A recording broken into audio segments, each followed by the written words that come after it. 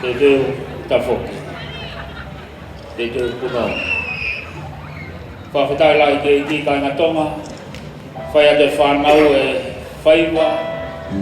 Pe mai ko tu whataha. Ko tui ko e uhoi e tonga tei. Ni o tau hao me ngai whamiri ke, ngai sas ke, ngai matakari ke he. Kau kai ke to'o e tau taha. Te ki motpe ko ia ko tonga. Nai tuki o lunga. Koi otua mo tonga. Ko ia me te tau taha. Nai ae ngai whanua manakoa, pa ngai whanua koloa ia.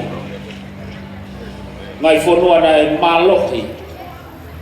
Ne nau whakaukau te nau pure i mo tataki o tau ki whanua. Ka tau whawhetai ke iki e ulaki wha. Na ne ilo e mea tolonga ta ngata ia tonga koi otua peta. Koi e whai te whanau koi tu whata. Mea e te tau tahai o kalaisi toka tahape. Ka tawange te tau maha whia, tonga tei whia, koi wā whetahaua. Mō mea mai, tu whataha. Te bro!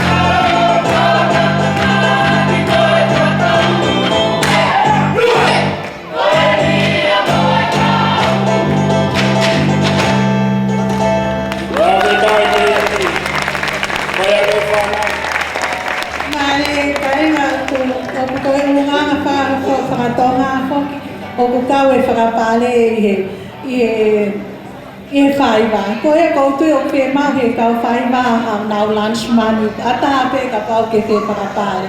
Malo. Whaiwa whaia te whanau, whawhitai lai ke tala mai, kahine tonga, whiri mua ka hoa. Wai ai mea pore pore ai tonga, koloa, paanga, talawou, tareniki, ngai ka hoa pea ko nunu pompete. E ahoni a pompong e osi. Tala mai whanau e ahoni. Iai e ka hoa tolonga tai ngata, o kalais i he mo ui. Mo mea mai, whiri mua ka hoa. Te tau, no!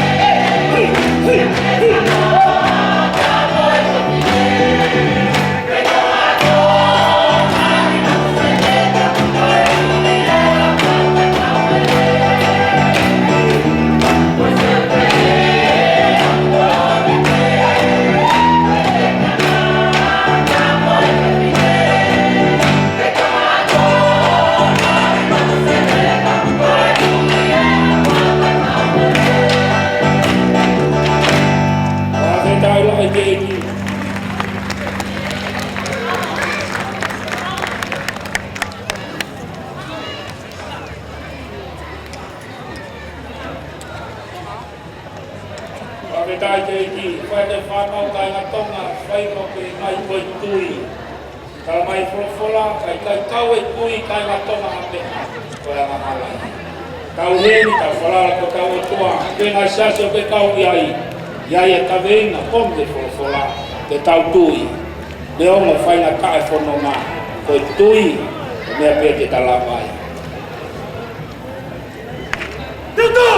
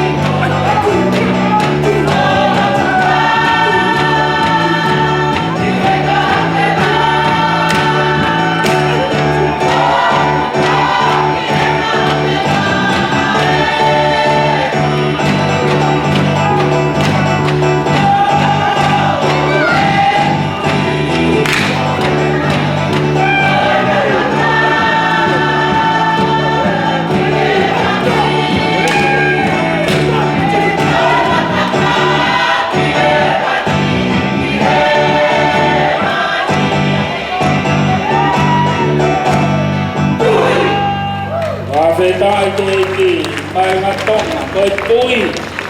Hapea sasio ke iai. Koi tui. Mea te talawai ki he wani. Mea te nangat omi tanomo whonua. Whonua koi ni koi tui. Ko tāpe koi a kokalaisi. Tāpe tāi ki heiti. Whai pe whanau. Koi na whi item whaos. Tiri pe ngoni whai whanau item whaos. Koi au tue. Au pena fia fia. Au ene whawhetaka. Ke heiti au. Au tue. Au de fia fia tonga tei. Huinga au fia fia. Pea mai ko au tue.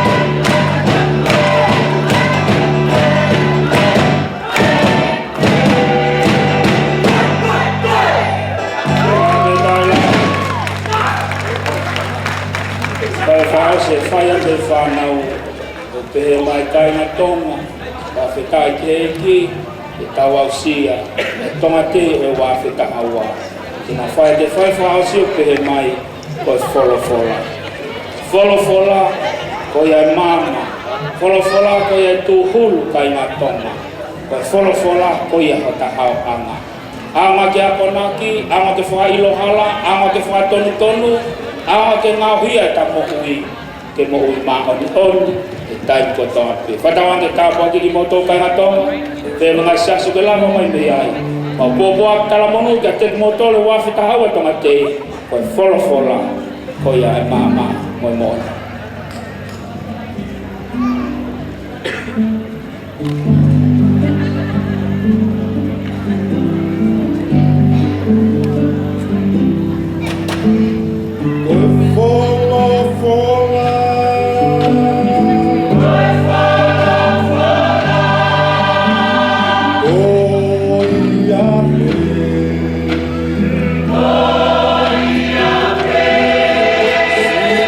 Come